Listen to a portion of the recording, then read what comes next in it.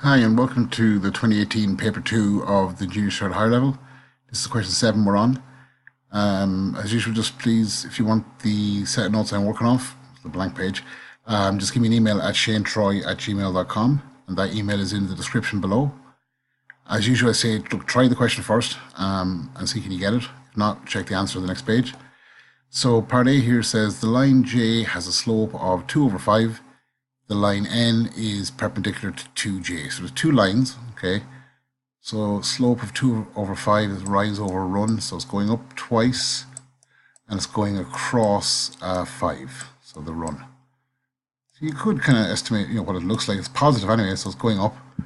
It's not, it's going up, see 2, 3, 5 goes across, so it's going up, not, it's something like that, not too sharply, okay?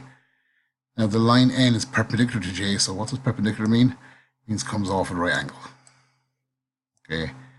We know if they're given slopes, the perpendicular slope there, without even doing anything more, it would turn upside down and change the sign. Be minus 5 over 2. Okay, now I don't know if any of that is going to be needed later on, but what I do, I've done this question out, so, but sometimes you just kind of getting a handle on what's going on. Just try, what are they talking about? Next thing, I'm going to start tackling the question. Okay, now this is a 15D, but it's part 1 and 2 marked together, so it's a huge chunk of marks. Okay, part 1 says write down the size of the angle between the lines J and N. Now, if it's not overly obvious, makes a right angle 90 degree. It's as simple as that.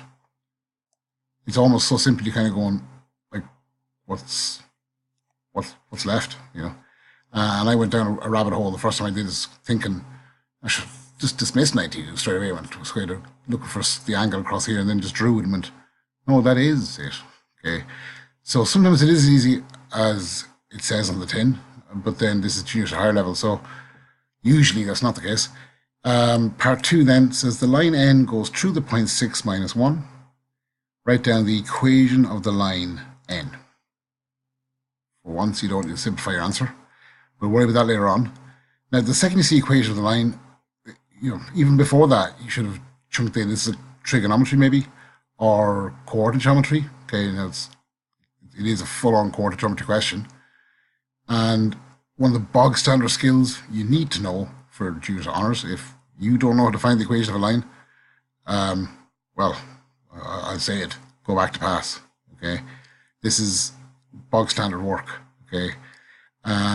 You're struggling to pass too. So you need to find the formula. I'm going to go to the answer here, okay, because there's the formula written out already. But just point out here that when you're trying to find the slope of a perpendicular line, now remember the line N, okay, is perpendicular to J. So they gave you the slope of J, but it's not the slope of J you need, it's the perpendicular slope. So the simplest way is to just turn it upside down and change the sign. Okay, and I've said that there, minus 5 over 2. And then the point we're looking at using is, we're told, 6 minus 1. So with this particular equation, okay, it's the point slope equation of the line. You need 1 point and you need a slope for it to work. Okay, so we have both those things. So it's just a matter of throwing them in. Now the y here and the x here stay, they don't get substituted for. It's the y1 and the x1. Again, the y1 is minus 1, the x value is plus 6. And just throw them in, okay? Then you're done. So I've done it down here. Instead of the y, okay, I've put the y value in. Now the y value from the point is minus 1. I've substituted that in brackets. And what's going to happen there, minus times minus is going to change that to a plus, ultimately. The 6 I've thrown in now. I haven't put it in brackets, I didn't need to, because minus by a plus will stay minus anyway. So no matter if a plus number goes in, it won't be affected, but there are times when it's probably good to put everything in brackets, especially if something's being squared. So I put instead the m value, I put in the minus 5 over 2. Now normally we'd move on from this, okay, and we'd finish it off, but they say no need to simplify, and the marking scheme does actually give the answer in this direct form. They don't even bother to simplify the brackets here. But normally you're asked to go ahead and finish this off, so I'm going to do it just because why not, okay? We should know how to do it. So the first step here is you multiply the minus 5 over 2 into this bracket. Now, a faster way of doing that is, which will work, you just learn off the 5 gets multiplied to the right, and the 2 gets multiplied to the left. Now, in this particular example, okay,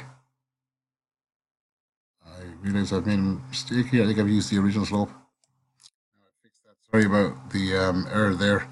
And the error was that I had this slope in incorrectly, because I had went down the rabbit hole of forgetting that this was a perpendicular slope myself, and this didn't fix the simplification, which is not again necessary for the question because you're asked, you don't want to simplify. So the fast way here is you can multiply the 5 this direction, okay, and the -2 this direction. Now the negative can go either way. As long as it goes one way, it doesn't matter. -2 times y is -2, -2 times 1 is -2. Bring the +5 this way. 5 times x is 5x. 5 times -6 is -30. Now, the way the SEC wanted, or the way the department wants it usually, is they want everything on one side, x being positive. So I'm going to leave 5x where it is, move the -2y across the equal and the -2 across the equal. Now, when something goes across the equal, it changes operator. Both these things are negative or subtracted. So it becomes +2y going across, +2 coming across. Now, neither the 5x nor the -30 moves, so they don't change sign. Now, nothing's left on the left-hand side. Okay, so we have everything on one side. Okay, x is positive. Just need to tidy it up a little bit by adding the -30 and the +2 to get -28. Okay, so that's the, I suppose, fully correct equation of the line. But again, as I said, they asked us, or they told us that we didn't need to simplify. So that's part A. Now part B here, part 1. Okay, there is only one part. Okay, or part 1 is worth 10 marks rather. They say the equations of two other lines, K and L, so we're on 4 lines now, are given in the table below.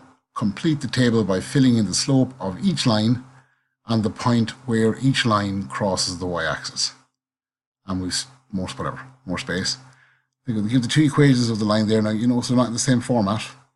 Now, the big thing here is, okay, before I show the answer, the other method of expressing the equation of line is in this form, which is called the slope-intercept form. And it's given by the equation y equals to m times x plus c.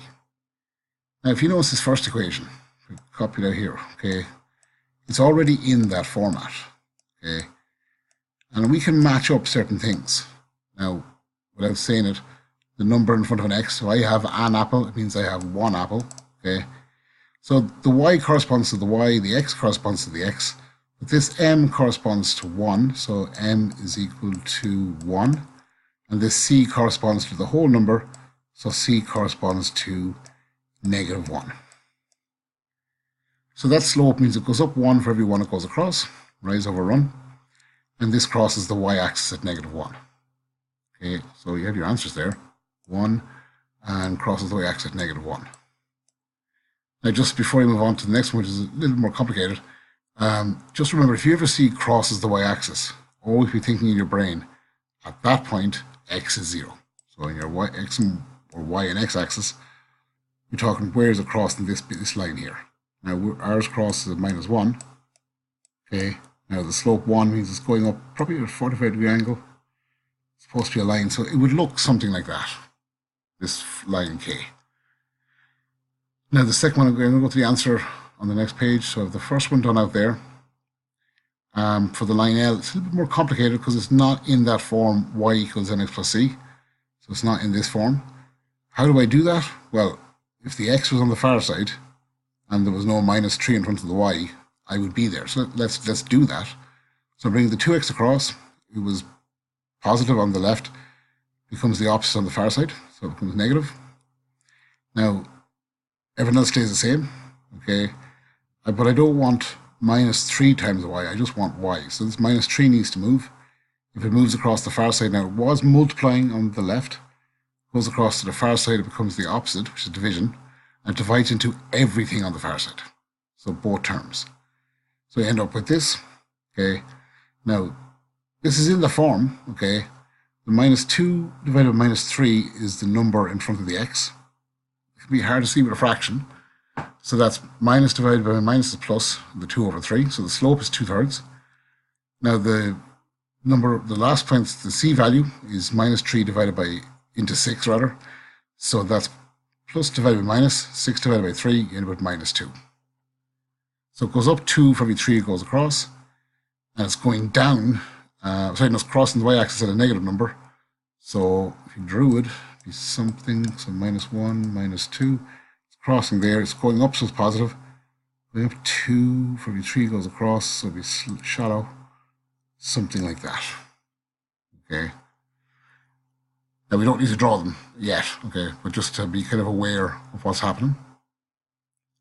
Now part 2 says use algebra to find the point of intersection of the lines K and L. Now unless they're parallel, they will intersect at some stage. Okay. Now these two lines are not parallel, so they will intersect. It just might not be soon. Okay. This is the slope of 1. It's going up like that. Actually, they will intersect pretty closely. Somewhere down there. Okay, that ballpark in minus 3, whatever that is. Okay, but it's a small enough number, so fair enough. I thought they were going to be way far off. Now, this, if you don't recognize it, okay, this is simultaneous equations. They've written it out in this format here to make it kind of obvious. Now, it's more obvious when the x's are on top of each other, the y's are on top of each other, and the numbers are on top of each other. So if you do that, I think I've done that here, okay? Actually, I haven't done that here. I'll go back. Now, if I had that in that form where x and y are on top of each other, it's simultaneous equations, but there's a specific method, okay, called the elimination method. What they're pushing you here to use is what's called the substitution method. They already have one of the lines expressed in y equals something else.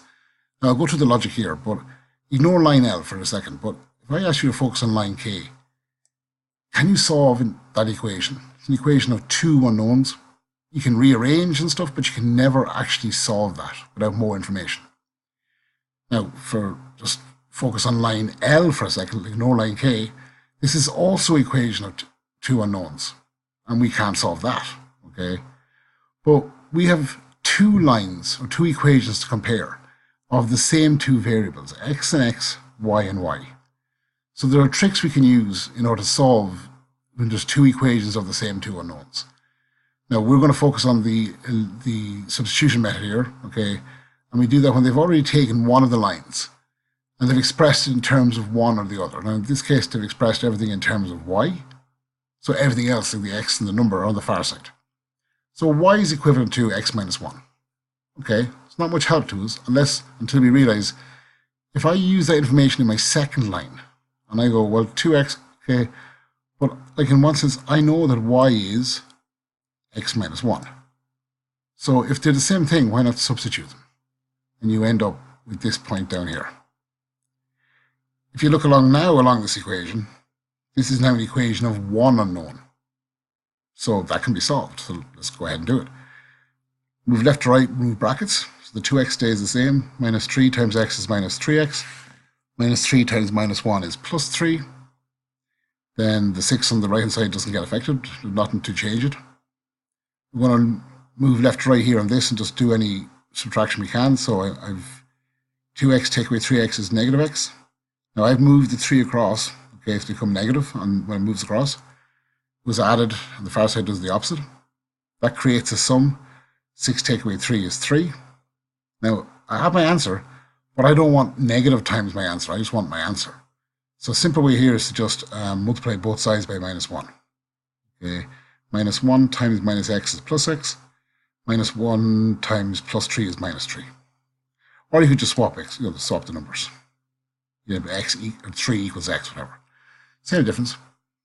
And that's it. Okay, we found a value of x. Okay, so the next thing then is to find the value of y. Okay. Now, if you know, some text appeared, I completely and utterly forgot to finish off the rest of this. So we now have the minus 3 value for the x, but we were asked for the coordinates, or the point of intersection, not just the x value of intersection. So we have to find the y value. So you can use either equation, but it's simpler to use the one that's already in terms of y. So I've used that here. I've just found that x is minus 3. So instead of being two unknowns now, this is the equation of one unknown. So we're down here. Minus 3 take away 1 is minus 4. So our coordinates are minus 3 on the x, minus 4 on the y, which is our x and our y value. Okay, and that should be the end of question 7. So it's question 8 now. So thanks for being again a bit long, a lot of marks. Thanks very much.